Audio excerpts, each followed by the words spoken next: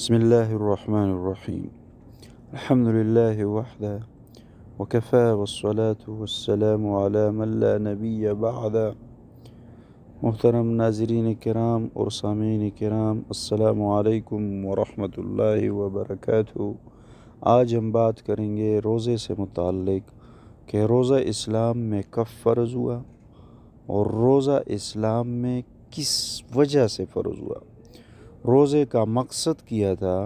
اللہ کریم نے مسلمان کے اوپر روزہ کس لیے فرض کیا، یہ دو چیزیں ہم بیان کریں گے۔ ایک، روزہ کب فرض ہوا، دوسرا روزہ کس مقصد کے لیے فرض ہوا۔ دیکھیں، اللہ رب العزت کے تمام احکامات جب مسلمان کے اوپر لاگو ہوتے ہیں تو اس کے پیچھے اللہ کریم کا کوئی حکمت ہوتا ہے۔ اللہ رب العزت کا کوئی حکمت ہر کام میں اس لیے ہوتا ہے کہ انسان چونکہ جلد باز ہے، انسان چونکہ جاہل ہے، انسان چونکہ ناشکرا ہے، تو اللہ رب العزت اس کے ساتھ تمام معاملات اپنے اپنے وقت میں اور اپنے اپنے ٹائم پہ اس کے بہتری کے لیے کرتے ہیں۔ جس کام میں انسان کی بہتری ہو، اللہ رب العزت وہ کام اسی طرح سر انجام دیتا ہے۔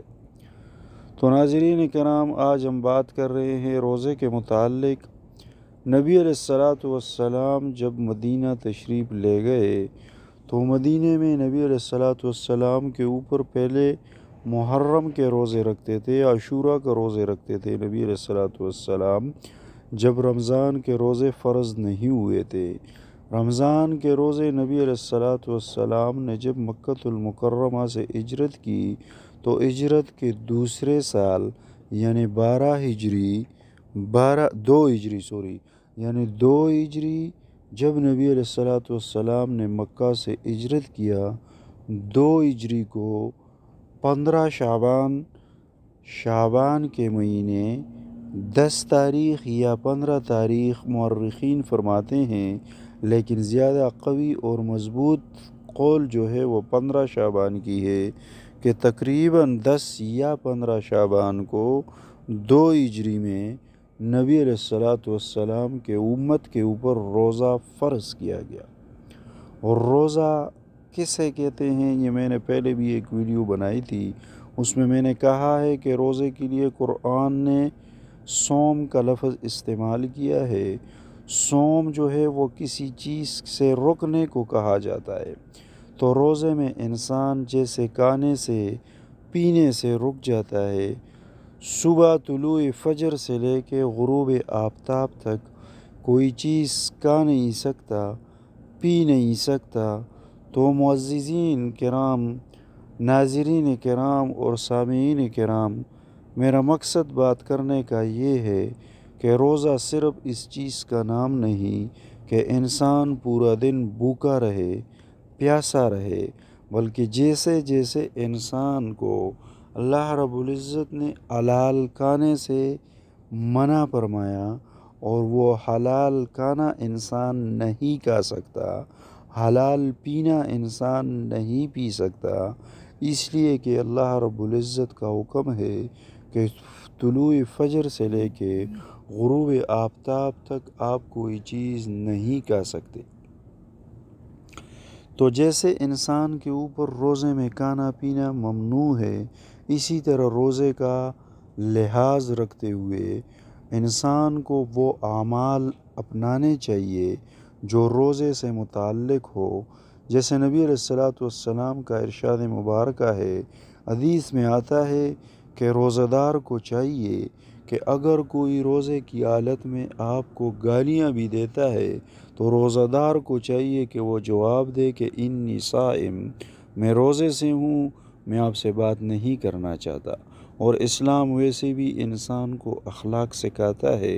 کہ اگر کوئی آپ سے بد اخلاقی کرتا ہے تو آپ پھر بھی اس کے ساتھ اخلاق کے ساتھ پیش آئیں تاکہ آپ کی اخلاق اس کے اوپر اثر کر سکے۔ ناظرین کرام،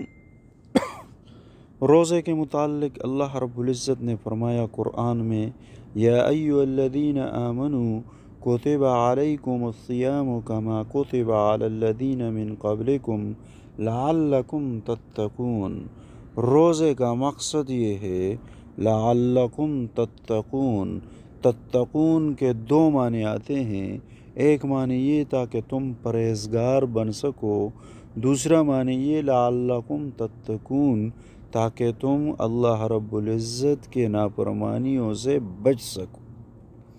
تو روزے کا مقصد پرہیزگار بننا ہے۔ روزے کی حالت میں انسان کا جسم جو ہے یہ اللہ رب العزت کی طرف متوجہ ہو جاتا ہے، اور کیوں متوجہ نہیں ہوگا؟ چونکہ روزے کی حالت میں اللہ رب العزت شیاطین کو باندھ دیتا ہے۔ جو شیاطین ہیں ان کو زنجیروں سے باندھ دیا جاتا ہے، جنت کے دروازے کھول دیے جاتے ہیں، جہنم کے دروازے بند کیے جاتے ہیں، انسان کا رزق فراخ کیا جاتا ہے، اپنی رحمتوں کا سایہ اور اپنی رحمتوں کی برسات اللہ رب العزت مسلمان پہ شروع فرماتا ہے۔ جو انسان روزے سے ہو اس روزہ دار انسان کو ایک ایک سانس کے بدلے بھی اجر ملتا ہے۔ اللہ رب العزت نے اپنے تمام انسانوں کو وہ جو کچھ بھی کر رہے ہیں، جو اعمال کر رہے ہیں، نماز پڑھ رہے ہیں، زکوٰۃ دے رہے ہیں، یا اسی طرح جو ہے نا عمرہ کر رہا ہے، حج کر رہا ہے، صدقہ دے رہا ہے، خیرات کر رہا ہے، کوئی بھی کام کر رہا ہے، تو اللہ رب العزت نے اس کا اجر مقرر فرمایا ہے کہ میں انسان کو اتنا اجر دوں گا، یہ ثواب دوں گا۔ لیکن معززین کرام، روزہ ایک ایسا عمل ہے کہ روزے کے بارے میں اللہ رب العزت نے فرمایا الصوم لی وانا اجزی بہ، روزہ میرے لیے ہے اور میں خود روزے کا بدلہ عطا کروں گا۔ تو جب اللہ رب العزت خود بدلہ عطا کریں گے تو وہ اللہ کے شان کے مطابق بدلہ ہوگا، وہ اللہ رب العزت کے بادشاہی کے مطابق بدلہ ہوگا انشاءاللہ۔ تو روزے دار کو چاہیے کہ وہ ہر تمام وہ اعمال کھانے پینے کے ساتھ ساتھ جو اللہ کے حکم کے خلاف ہے، جھوٹ سے بچنا چاہیے، زنا سے بچنا چاہیے، نظر کی حفاظت کرنی چاہیے، جنگ جھگڑا لڑائیوں سے بچنا چاہیے، چغلی سے بچنا چاہیے، اور اسی طرح روزے دار کو اللہ رب العزت کی کتاب قرآن پاک کا سب سے زیادہ تلاوت کرنی چاہیے، قرآن پاک کو زیادہ وقت دینا چاہیے، ذکر اذکار میں وقت گزارنا چاہیے، اور روزے دار کو کسی لایانی باتوں میں نہیں پڑنا چاہیے، کسی ایسے بحث میں نہ پڑے جس کا کوئی مقصد نہ ہو، کسی ایسے کام میں نہ پڑے جس کا کوئی مقصد نہ ہو، بلکہ اپنے تمام پورے دن کے ایک ایک وقت کو قیمتی بنائیں۔ تو اللہ رب العزت فرماتا ہے الصوم لی وانا اجزی بہ، کہ روزہ میرے لیے ہے اور میں اس کا ثواب دوں گا۔ اللہ رب العزت عمل کرنے کی